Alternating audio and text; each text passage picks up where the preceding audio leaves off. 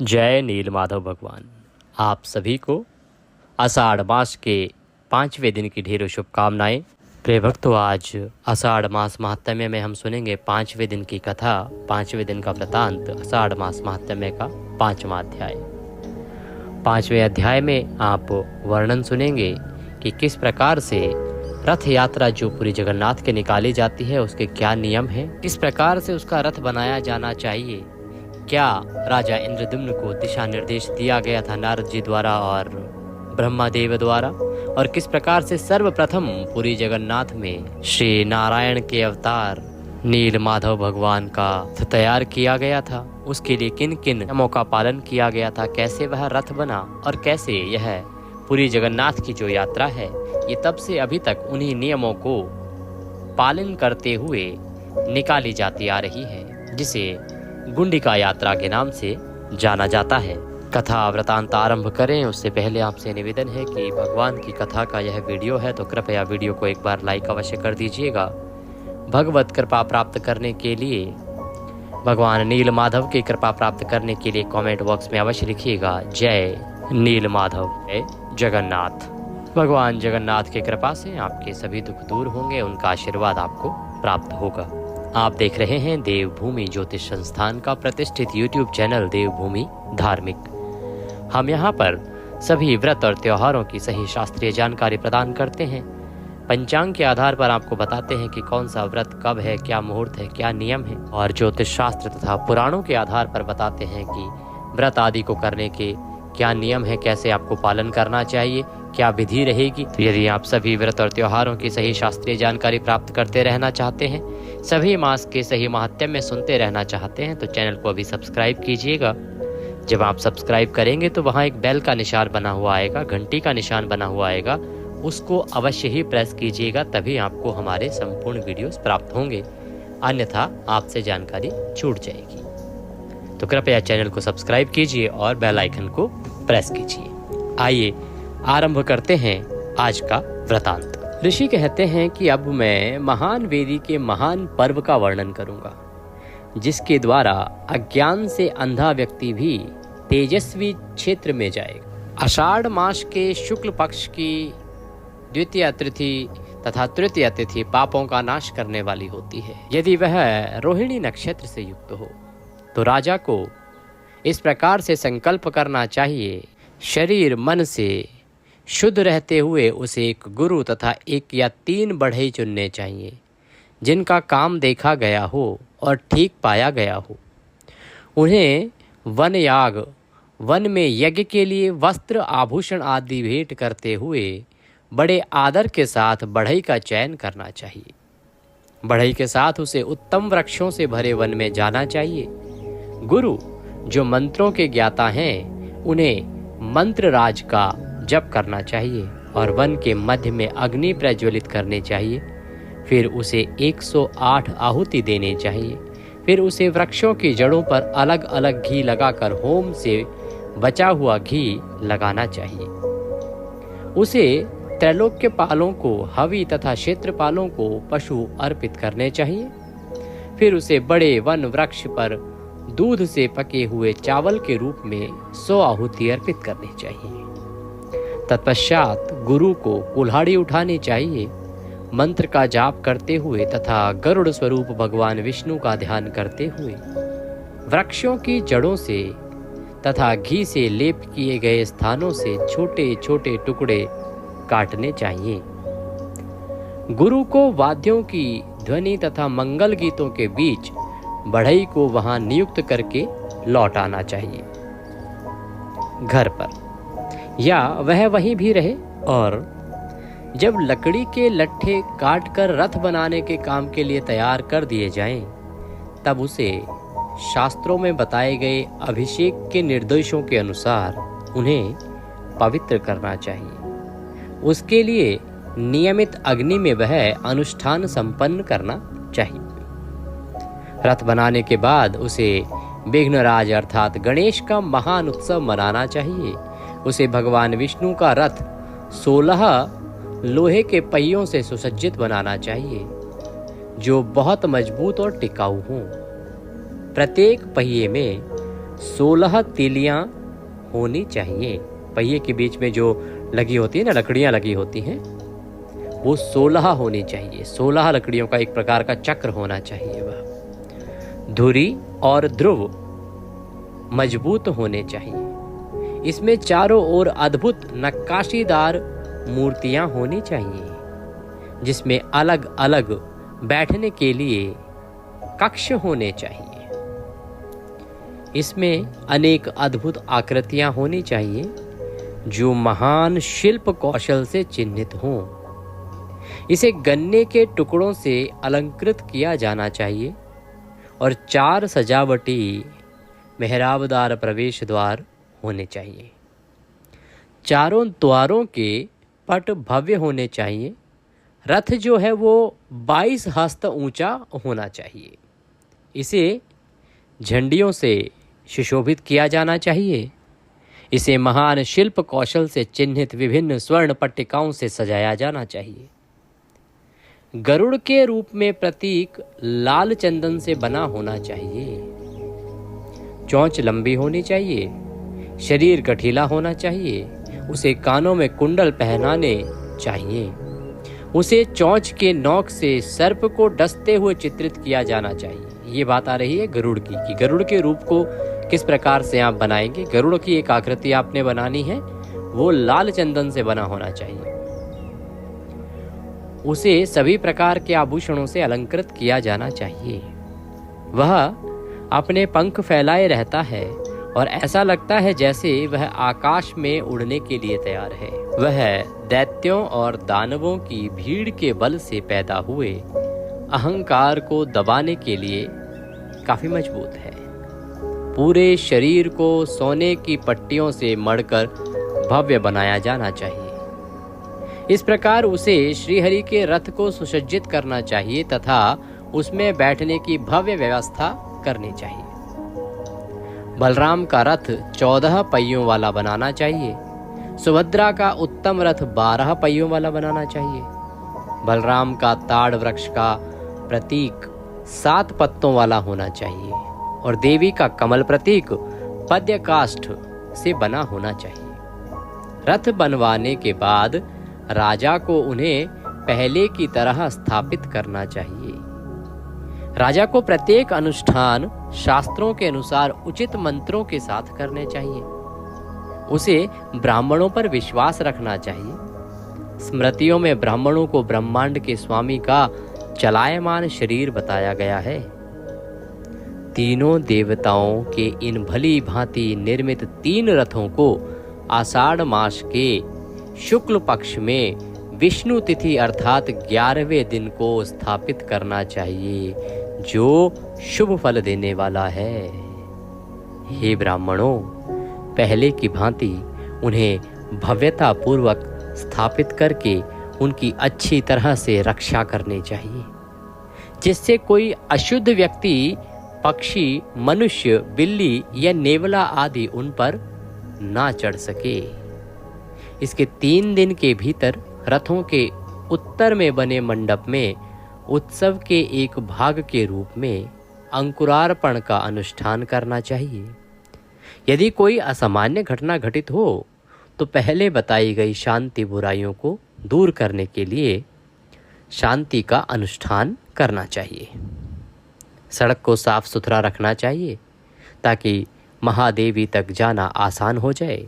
रास्ते के दोनों ओर के क्षेत्र को झाड़ झंझाड़, फल, पुष्प गुच्छ, माला, रेशमी वस्त्र और चौरियां आदि से सजाना चाहिए ताकि ऐसा लगे कि वहां कोई वन प्रदेश खिल रहा है।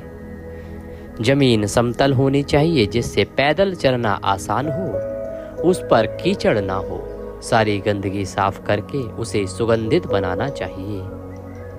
रास्ते से दूर तक फैले कूड़े कचरे को हटा देना चाहिए। पवित्र अनुष्ठान करने वाले राजा को सभी आवश्यक वस्तुएं एकत्रित करनी चाहिए। हर कदम पर धूप बत्ती के बर्तन रखने चाहिए जिससे कि क्षेत्र सुगंधित हो जाए। चंदन का जल छिड़कना चाहिए। यंत्रों द्वारा जल छिड़कना चाहिए। वर्षा के लिए अनेक प्रकार के ऋतु पुष्प एकत्रित करने चाहिए। प्रमुख अभिनेता, नर्तक, गायिकाएं यौवन के गौरव से युक्त तथा आभूषणों से सुसज्जित सुंदर आकृति वाली गणिकाएं तथा इसी प्रकार के अन्य व्यक्ति नियुक्त करने चाहिए। मृदंग, पणव, भेरी, ढोलक आदि अनेक प्रकार के ढोल होने चाहिए। विविध प्रकार के तथा सुंदर डिजाइन वाले अनेक ध्वज, तोरण, पताकाएं आदि होने चाहिए। सोने और चांदी के अनेक ध्वज होने चाहिए। सतह पर अनेक प्रकार के ध्वज तथा परिवहन के लिए वाहन होने चाहिए। सुसज्जित हाथी और घोड़े तैयार होने चाहिए।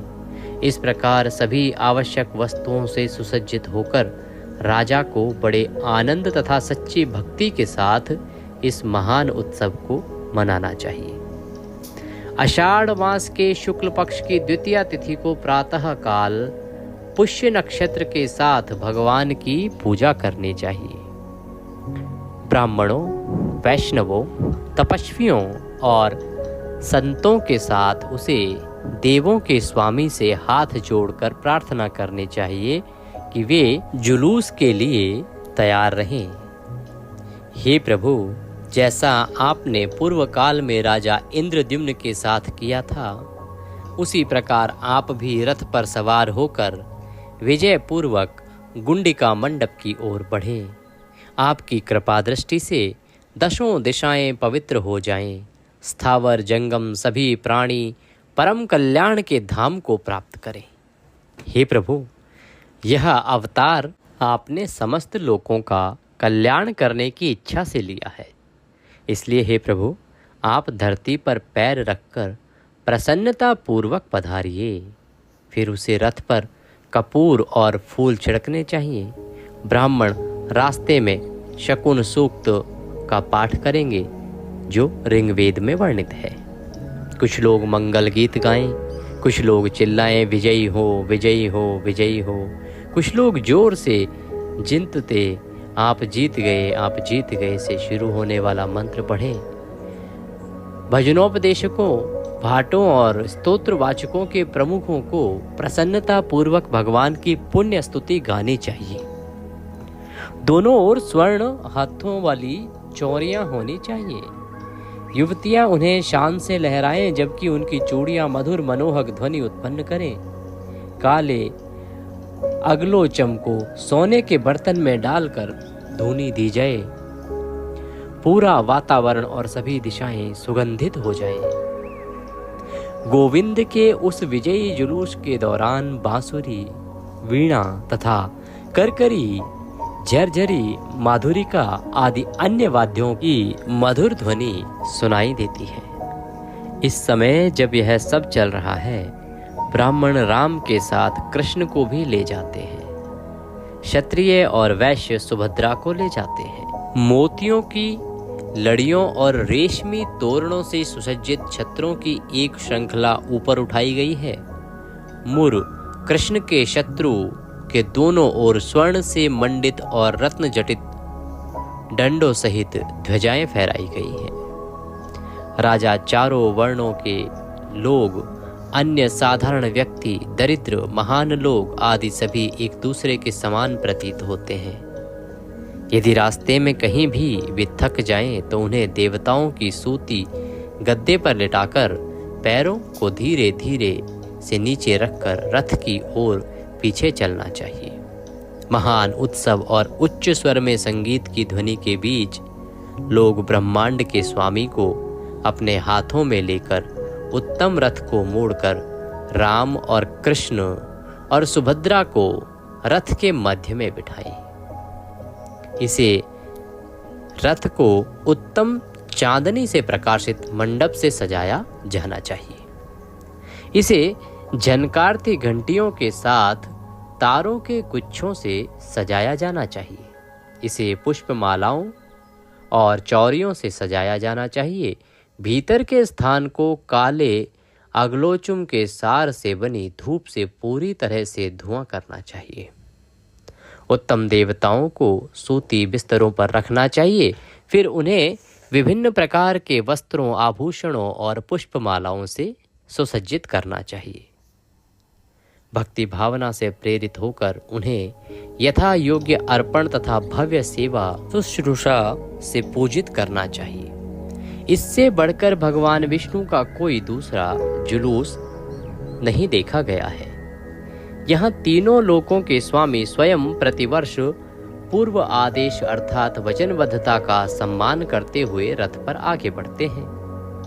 जो लोग प्रसन्नता पूर्वक तथा भक्ति पूर्वक भगवान को रथ पर आरूढ़ होकर महादेवी के महान उत्सव में आगे बढ़ते हुए देखते हैं, वे हरि के चरणों के क्षेत्र में निवास करेंगे। यह सत्य है, यह सत्य है। हे श्रेष्ठ ब्राह्मणों, मैं वचन देता हूँ कि यह सत्य है। शास्त्रों द्वारा सम्मानित तथा इससे अधिक पुण्य देने वाला कोई दूसरा पर्व नहीं है।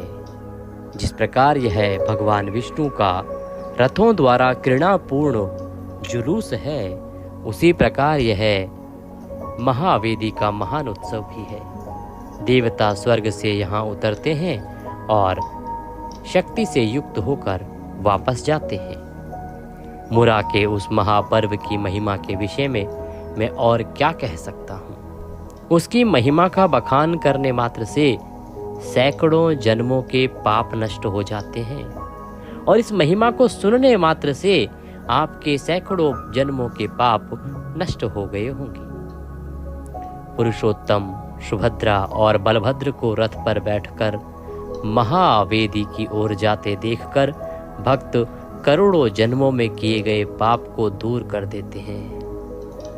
इस संबंध में किसी प्रकार का संदेह करने की आवश्यकता नहीं है। रथ की छाया को पार करने से ब्राह्मण हत्या का पाप नष्ट हो जाता है। जिसका शरीर इसकी धूलि के संपर्क में आता है, वह 3 प्रकार के पापों से मुक्त हो जाता है। उसे स्वर्गिक गंगा में पवित्र स्नान से मिलने वाला लाभ प्राप्त होता है।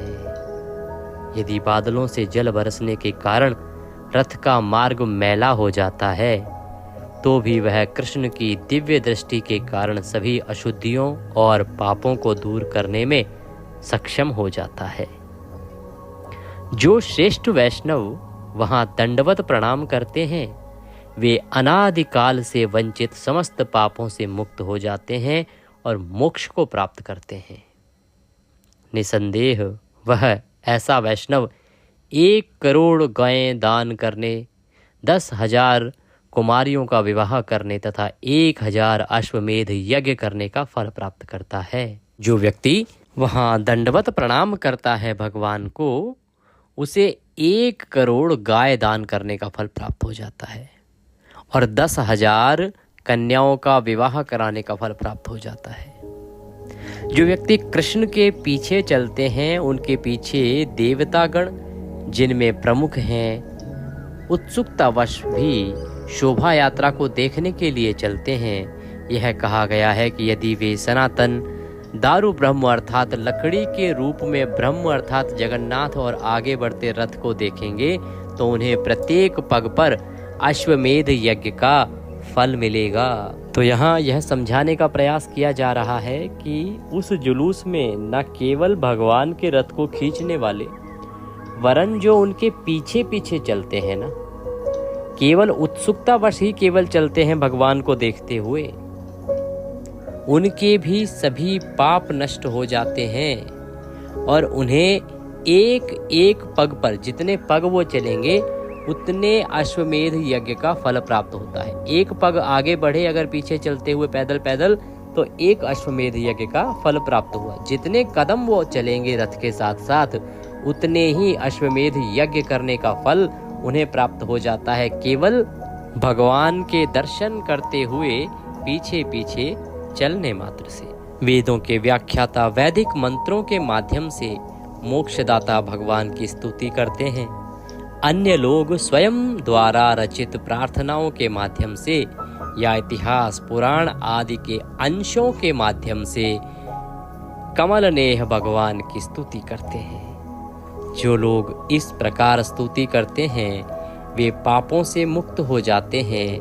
वे भगवान विष्णु के अनुयायियों के योग मार्ग को अपनाकर नारद आदि के साथ आनंद मनाते हैं।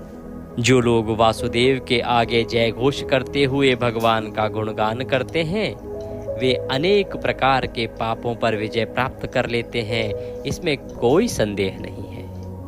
यदि कोई व्यक्ति मधुर स्वर से रहित हो, गा ना सके, संगीत में उचित विराम, ताल और समय का ज्ञान ना रखता हो, तो भी यदि वह श्रेष्ठ पुरुष भगवान के समक्ष नाचता और गाता है तो वह श्रेष्ठ वैष्णवों के संपर्क से निसंदेह मोक्ष प्राप्त कर लेगा।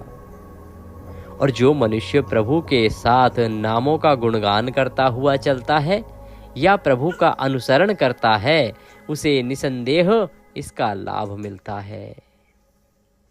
जो व्यक्ति भगवान कृष्ण के गुंडिका नगरी की ओर जाते समय भक्ति पूर्वक बार बार विजयी हो कहता है, विजयी हो हे कृष्ण, विजयी हो, वह फिर कभी माता के गर्भ में रहने का दुख नहीं पाता। अर्थात जुलूस में यदि आप भगवान के जयकारे लगाते हुए चलते हैं तो आपको इस जीवन में सभी सुख प्राप्त होते हैं और अंत समय में आपको मोक्ष की प्राप्ति होती है, पुनः इस पृथ्वी पर आना नहीं पड़ता। यदि कोई व्यक्ति रथ के आगे खड़ा होकर पुरुषोत्तम को पंखा झलेगा, पुष्प गुच्छ और नीली चोली से पंखा झलेगा तो उसे देव स्त्रियां पंखा झलेंगी, गंधर्व उसे सुशोभित करेंगे और उसके पीछे आने वाले देवता उसकी स्तुति करेंगे। वह महेंद्र के सिंहासन पर विराजमान होगा। तब वह सभी जीवों के विनाश तक सभी प्रकार के अतुलनीय सुखों का आनंद लेगा और अंत में वह ब्रह्मलोक को प्राप्त करेगा और मोक्ष को प्राप्त करेगा। जो लोग कृष्ण के सामने पुष्प वर्षा करते हैं उनकी सारी इच्छाएं और महत्वाकांक्षाएं पूरी हो जाती हैं। देवतागण उनके आगे सिर झुकाएंगे और रथ के साथ चलने वाले व्यक्तियों की परिक्रमा करेंगे तथा भगवान के 1000 पवित्र नामों का जप करेंगे। जो लोग भगवान विष्णु के समान पराक्रमी हैं वे भगवान के धाम को जाएंगे। उस समय जो अत्यंत पुण्यमय है तथा जिसका आश्रय देवता, मुनि और पितृ भी लेते हैं, वह एकमात्र ब्रह्म अपनी माया से युक्त होकर तीन हो जाता है। स्वयं ब्रह्मांड के स्वामी लकड़ी के रूप में रथ पर सवार होकर उत्सुकता से महापर्व के समय आगे बढ़ते हैं। जहाँ भी ब्रह्मांड के स्वामी रथ पर सवार होकर क्रीड़ा पूर्वक जाते हैं, वहाँ पृथ्वी के लोगों को भी उस समय महापर्व मनाना चाहिए। अपनी प्रतिष्ठा को त्याग कर देवता, जिनके नेता इंद्र हैं, दोनों ओर पंक्तियां बनाएंगे और अपने अपने दिव्य अनुचरों और सेवकों के साथ जुलूस को आगे बढ़ाएंगे। भगवान ब्रह्मा भी उनके आगे चलेंगे। 14 लोकों के रचयिता महान भगवान ब्रह्मा अपने ब्रह्मलोक से लौटकर महापर्व के समय रथ पर सवार होकर जाने वाले जगत के स्वामी की स्तुति करेंगे। वे वैदिक प्रार्थनाओं और स्तुतियों से स्तुति करेंगे। वे हर कदम पर सनातन भगवान को प्रणाम करते हैं। यद्यपि कमल जन्म भगवान तथा कृष्ण में कोई अंतर नहीं है, फिर भी महान पर्व की यही महानता है कि वे सभी अनुयायी बन जाते हैं। संसार में महायज्ञ से बढ़कर कोई योग नहीं है।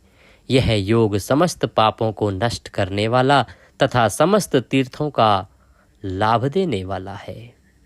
श्री कृष्ण को ध्यान में रखते हुए यदि कोई व्यक्ति वहाँ कोई वस्तु दान करता है तो उसका अनंत लाभ होता है, वह मेरुदान के बराबर होता है।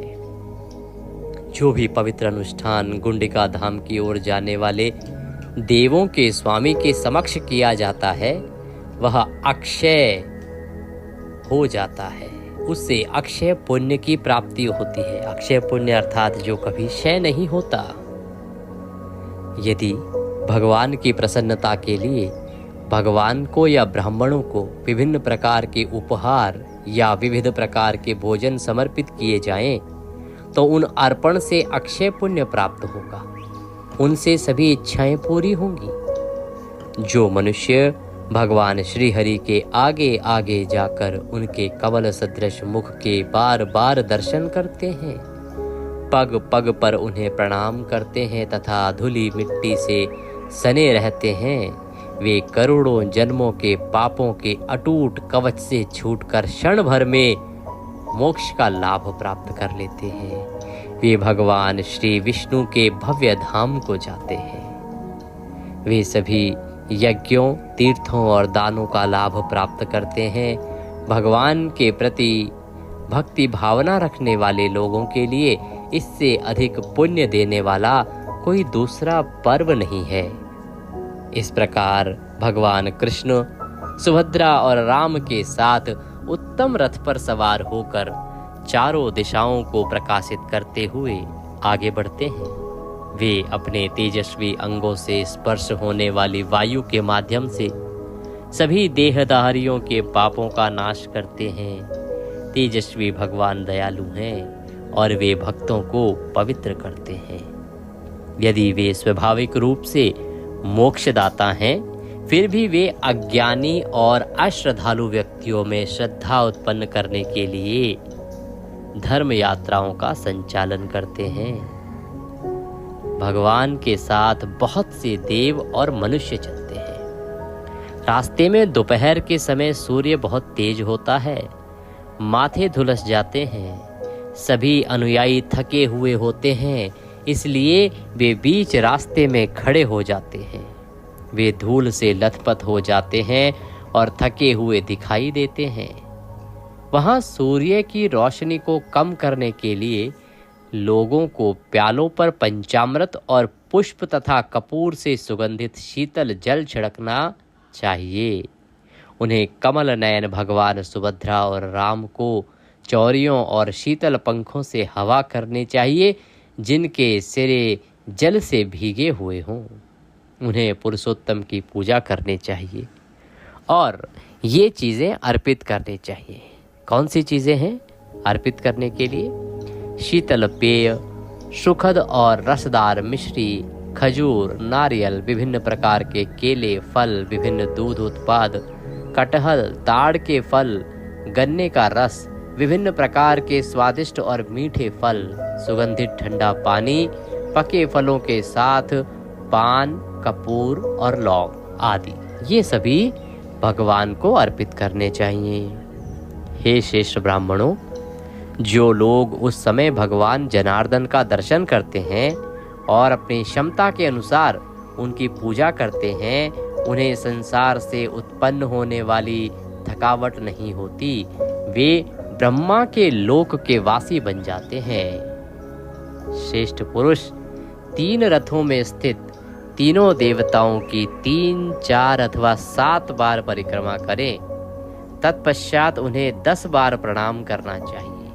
अंत में उन्हें श्रद्धापूर्वक हाथ जोड़कर खड़े होना चाहिए। उन्हें देवों के स्वामी भगवान की उन प्रार्थनाओं से स्तुति करनी चाहिए जिनसे कमलवत ब्रह्मा ने भगवान तथा रथों में स्थित अन्य देवताओं की स्तुति की थी। हे ब्राह्मणों, जो पुरुष ऐसा करते हैं वे निश्चय ही ब्रह्मा के लोक को जाते हैं। फिर दोपहर के समय उन्हें दक्षिणावर्ती पवन से पंखा झलते हुए देवों के देव को धीरे धीरे संगीत तथा बांसुरी, सारंगी आदि की मधुर ध्वनि के साथ ले जाना चाहिए। भाटों और भजन गायकों को मधुर गीत गाने चाहिए। फूलों के निरंतर वर्षा होती रहनी चाहिए तथा चहार, दीवारी और चौरियां लहरानी चाहिए। जब भगवान इस प्रकार आगे बढ़ें तो सूर्यास्त हो जाना चाहिए। उस समय हजारों दीप जलाए जाने चाहिए। शेष मार्ग इन दीपों के प्रकाश में पार किया जाना चाहिए। रथ से उतरकर मंडप में जाने के समय भगवान को देखने के लिए लोगों की भीड़ उमड़नी चाहिए। लोगों को भगवान को गुंडिका नामक आकर्षक मंडप में रखना चाहिए। मंडप को आकर्षक चांदनी से अच्छी तरह से प्रकाशित किया जाना चाहिए। इसे आकर्षक पुष्पमालाओं और चौरियों से सजाया जाना चाहिए। इसमें रत्न जड़ित स्तंभ होने चाहिए और बीच में सोने से पक्की वेदी होनी चाहिए। चारों ओर एक घेरा होना चाहिए।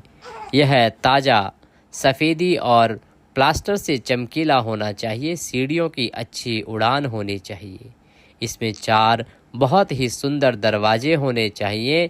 इसमें तीनों लोकों की सारी भव्यता होनी चाहिए। यहीं पर महान भगवान महान यज्ञ की महान वेदी पर लकड़ी के रूप में प्रकट हुए थे। प्रिय भक्तों, इसमें जो गुंडिका है उसके विषय में आपको बता देते हैं।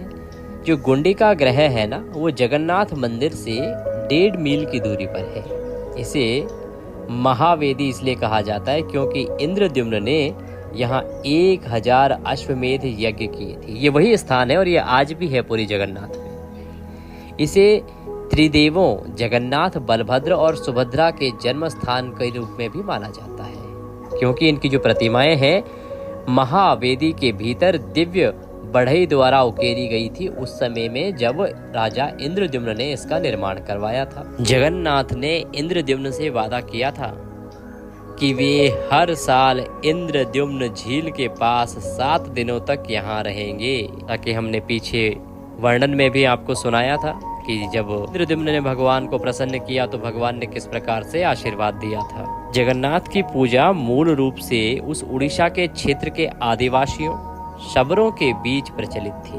उनकी भाषा में कुण, वह और दीजा एक पेड़ का तना, इसीलिए कुंडीजा, गुंडीजा और गुंडिका से पता चलता है कि त्योहार का मूल शबर है। पूरी जगन्नाथ की ये बड़ी ही अद्भुत महिमा है और पूरी जगन्नाथ की जो रथ यात्रा है उससे संबंधित हमारा ये आज का वृतांत यहाँ पर पूर्ण होता है। बोलिए जगन्नाथ भगवान की जय। यह पवित्र उत्सव भी आरंभ होने ही वाला है, जो कि प्रत्येक वर्ष आषाढ़ मास में ही होता है। तो प्रिय भक्तों, आज की इस कथा को हम यहाँ विराम देंगे और कल सुनेंगे आगे का अध्याय, आगे का वृतांत। ने यदि कथा को अभी तक लाइक नहीं किया है तो कृपया एक बार लाइक अवश्य कर दीजिएगा और सभी प्रकार की सही जानकारियाँ प्राप्त करते रहने के लिए चैनल को अवश्य ही सब्सक्राइब कीजिएगा। भगवान जगन्नाथ सब पर कृपा करें। जय जगन्नाथ।